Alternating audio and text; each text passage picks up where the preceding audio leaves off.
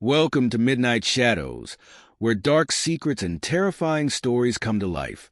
Today, we dive into a chilling true story that has haunted the minds of many, the deadly true haunting of the Moffat family. Have you ever woken up in the middle of the night, trembling, drenched in sweat, unable to remember what you were dreaming? That's exactly what the woman in this story experienced. But her dreams weren't just figments of her imagination. The screams she heard, the dark vision she saw, grew more vivid with each passing night.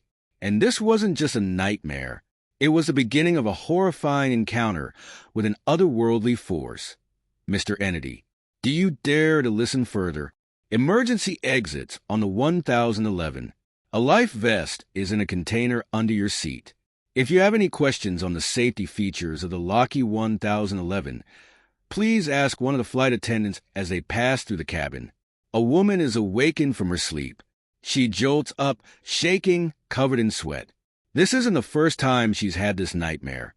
All week, she's kept having these dark dreams entering her mind.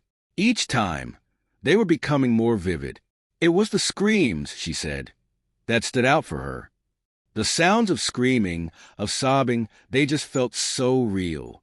And then there were the images. One in particular burned into her memory.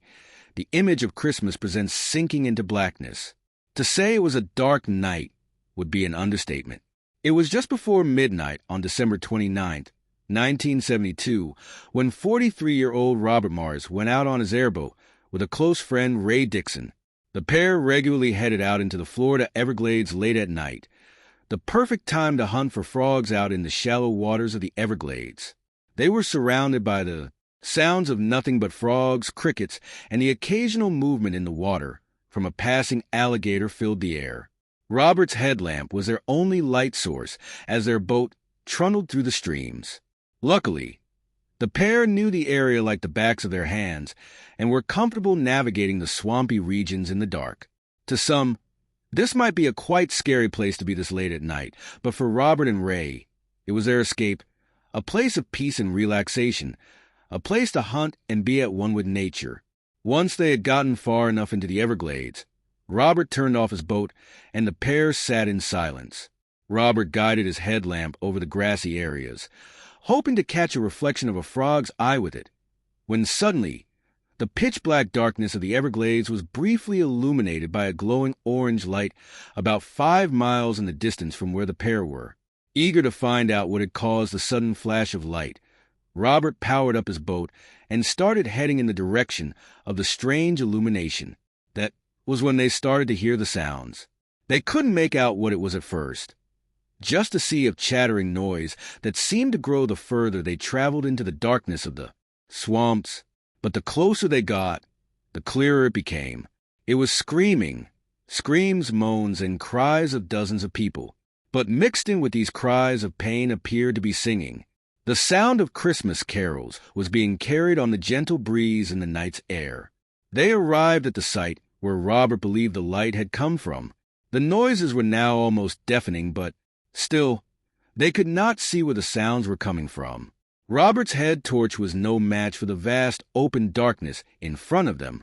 He began scanning the torch over the area, and that's when he started to notice the body parts, tangled among sheets of broken-up metal. Robert was in shock, still unsure of what he was witnessing, when he suddenly caught sight of one of the people who was screaming for help. It was a man, still strapped into a chair, his clothes burnt almost completely off. What was left of them was singed into his melted skin. The man lay face down in the mud, slowly sinking deeper under the weight of the chair on his back. Seeing Robert's lamp, he pleaded for help. Without hesitation, Robert and Ray leapt into the water and hoisted the man onto their boat. It was at this moment that the other survivors, scattered among the darkened corners of the swamp, realized there was someone there.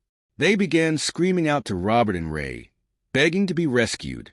The pair frantically started getting as many people onto their small boat as they could.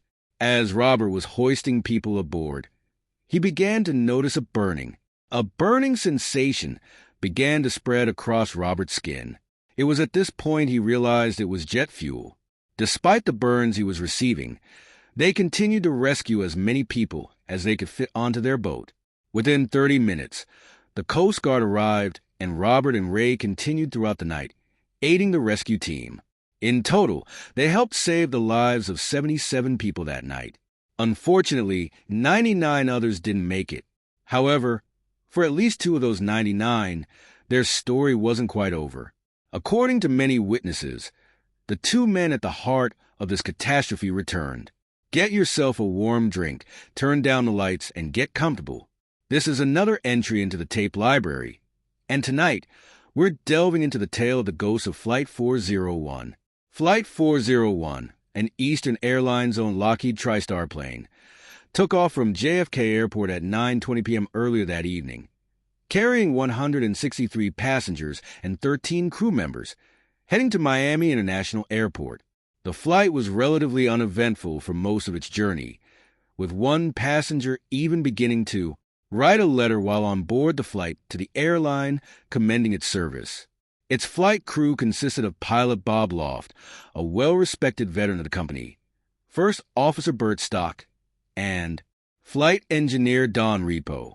Inside the cockpit also sat Angelo Donatio, an Eastern Airlines employee who was simply hitching a ride to Miami that night. At 11:32 p.m., the flight began its routine approach to Miami International, but there was a small issue. After lowering the landing gear, Stock noticed that the landing gear indicator hadn't lit up. The simple little light was used to inform the crew that the landing gear was locked into position and that it was safe to proceed. While the crew assumed the cause of the issue was the light itself, as opposed to the landing gear, they still needed to confirm this before they could continue with their descent. They attempted multiple times to close the landing gear back up and redeploy it, but still to no luck. The lights would not come on. Air traffic control instructed Bob Loft to fly over the Everglades, circling until they could figure out the problem, and then Miami International would find an available runway for them. Once in position, Captain Loft set the plane to autopilot, so he could assist his engineer in figuring out the problem. They began messing with the light itself, pulling it out and reinserting it to try and get it to light up, obviously frustrated that such a small technical issue was causing them to not be able to get as passengers to their destination. Those passengers and most of the flight staff had no idea anything was wrong. It's not unusual for a plane to circle the airport for a while if a runway is not immediately available. Seemingly accepting that the landing gear indicator was not going to light up, Captain Loft realized they would need to find some other way to figure out if the nose landing gear had in fact deployed. This task fell to Don Repo. He would enter what is often referred to as the hellhole, a small dark section located for a trapdoor in the plane's cockpit. Once in the hellhole, there is a small circular peephole that Repo would be able to look through and hopefully get a clear view of the landing gear. However, just the simple act of asking Don Repo to head down into the hellhole would lead to the disaster that was about to unfold. It is believed that as Captain Loft turned to speak to Repo, he nudged the plane's steering wheel just slightly. This slight brush of his leg disengaged the autopilot and sent the plane into an extremely gradual descent. The flight crew were all focused on the light situation, and the change in altitude was so minor it couldn't be felt. What made matters worse is this tragic evening above the Florida Everglades fell on a moonless night. Much like Robert and Ray, some 2,000 feet below the plane, the flight crew's view was total darkness. They had no idea they were slowly plummeting towards a tragic end. While an alarm did sound to indicate they had dipped below their targeted altitude, the crew at the time was so focused on getting Loft down into the hellhole. Reportedly, the alarm on the plane at that time was a quiet, inconsistent beep. This was easily missed over the noise of the crew's conversations. Moving towards the hole, Don Repo entered the hellhole. He would have been able to look out of the peephole just in time to see the plane crashing into the swampy grounds of the Everglades. No one on board would have had any idea they were about to crash until those final seconds. The final recorded words of the crew came from Stock, Steele, and Loft. "Oh, we're still at 2,000, right? Hey, what's happening?" The fact that there were any survivors at all was a miracle made up of several factors. The plane's slow descent meant it almost glided along the Everglades rather than nose-diving straight down and exploding. The plane broke up instantly into pieces, throwing passengers in all different directions. Apparently, some were only saved from bleeding to death because they were caked in so much mud that it stopped the bleeding from their wounds. However, this did cause many to be infected by organisms within the swampland that required serious treatment afterwards. Surviving crew members did their best to help passengers despite being seriously injured themselves, and even suggested singing Christmas carols to keep spirits up and to try and draw any potential rescuers to their location, which it did. Of the cockpit crew, Stock was killed instantly on impact. Captain Loft passed away before the rescue team could get him to a hospital. Don Repo made it to the hospital, but succumbed to his injuries while there. Remarkably, the one survivor of the cockpit members was Donadio, who had climbed into the hellhole with Repo just as the plane crashed. A faulty light bulb and the slight brush of a man's leg against the controller had killed close to 100 people and left many more injured and traumatized. Let's go back to that woman from the start, awoken in her bed in New York night after night by terrible dreams. She was an airline attendant for Eastern Airlines. Each night in early December, she was being plagued by these horrible dreams. As we had already stated, they were filled with screams of pain, unseen voices, and she kept seeing the images of Christmas presents and wreaths floating on a sea of black liquid. But as her dreams became more vivid, more details began to emerge. The consistency of the dreams led her to believe these weren't just your run-of-the-mill nightmares. She began to be convinced that specifically a L-1011 TriStar plane was going to crash at some point, somewhere near Miami, around Christmas. She told several colleagues about this, but obviously no one higher up took this too seriously. Just one day before the crash, a notice went out to all staff cabin crew. A few spots had opened up for Flight 401 from JFK to Miami International on the 29th of December. As she read this, a chill went down her spine. She had no way of knowing if this was a flight from her dreams, but something told her not to take the chance. She didn't go to work that night, and another flight attendant that she had told about her dreams also declined, seemingly saving both of their lives. For its time, the TriStar L-1011 was a fairly cutting-edge, expensive plane. Due to the nature of the crash, large sections of the plane were recovered intact and, surprisingly, with only minor damage. It is said that, supposedly, due to the fact the accident hadn't been caused by any major faults with the aircraft itself, recovered parts of the plane would be used for construction on its fleet of TriStar planes. Months later, in the summer of 1973, Eastern Airlines was trying to put behind them what was, at the time, one of the worst air disasters in history. The senior vice president of the company had a meeting down in Florida that day, so he boarded a Lockheed TriStar plane from JFK. Taking his seat in the first-class cabin, he got himself comfortable and was about to pick up a magazine when a man dressed in a pilot's uniform asked if the seat next to him was free. The vice president gestured for the pilot to take a seat, assuming he was a pilot from the airline making use of their privilege of being able to hop on any flights that had available seating. Maybe he too had a meeting at the Eastern Airlines headquarters down in Florida. They began to talk about work as the plane slowly filled up with passengers. The vice president couldn't shake the feeling that he knew the pilot, but that obviously wouldn't be unusual. However, the pilot seemed to be fixated on something outside his window, barely looking back at the vice president when the subject of the tragic flight accident from the previous year was brought up. The pilot turned away from the window and looked directly at the vice president. It was at this moment it hit the vice president. His face went white, blood draining from it. He began to shake, unable to get any words out. He was sure of it. It was definitely who he thought it was, but that very idea made his entire perception of reality come crumbling down in an instant. There sat next to him on this plane, having a casual conversation about work, was Captain Bob Loft. Loft, noticing that his new friend had come to the realization of who he was, looked directly at him, and before the vice president's eyes, he slowly vanished. The vice president leapt up from his seat and began forcing his way past the boarding passengers, demanding to be let off the plane. As he hysterically tried to get away from what he had just witnessed, he even rushed to the ticket desk when off the plane to try and find out the identity of the pilot, in the hope he had been mistaken. But no pilot had boarded onto the flight. A crazy story, especially from someone as senior in the company as this. But this was not an isolated incident. Far from it. The delayed flight from Albany to Miami was facing further disruption when an air stewardess was trying to complete a head count of the passengers on board. She kept finding a discrepancy.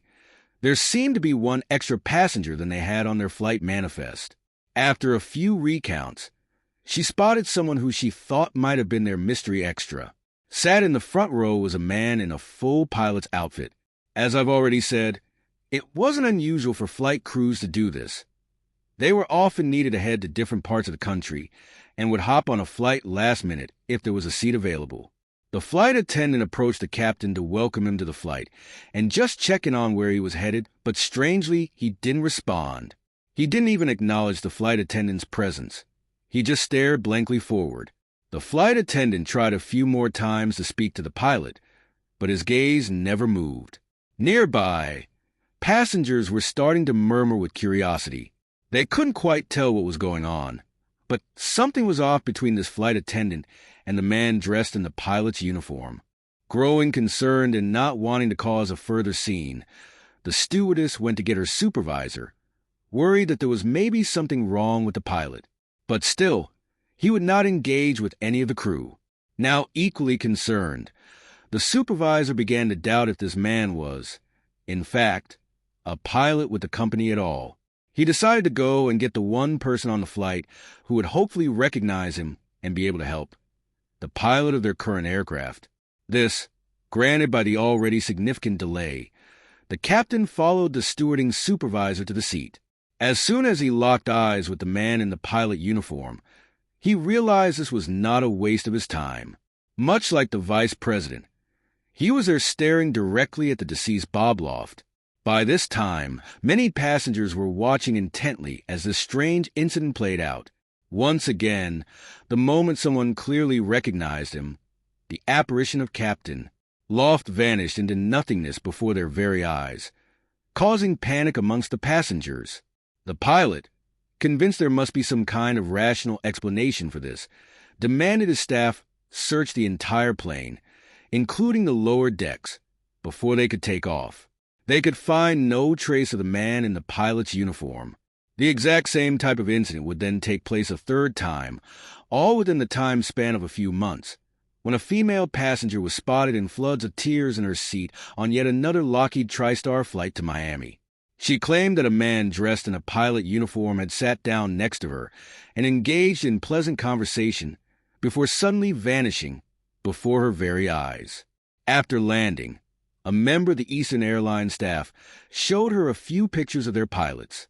The recent stories had started to get around amongst the crews, so he included a photograph of Bob Loft.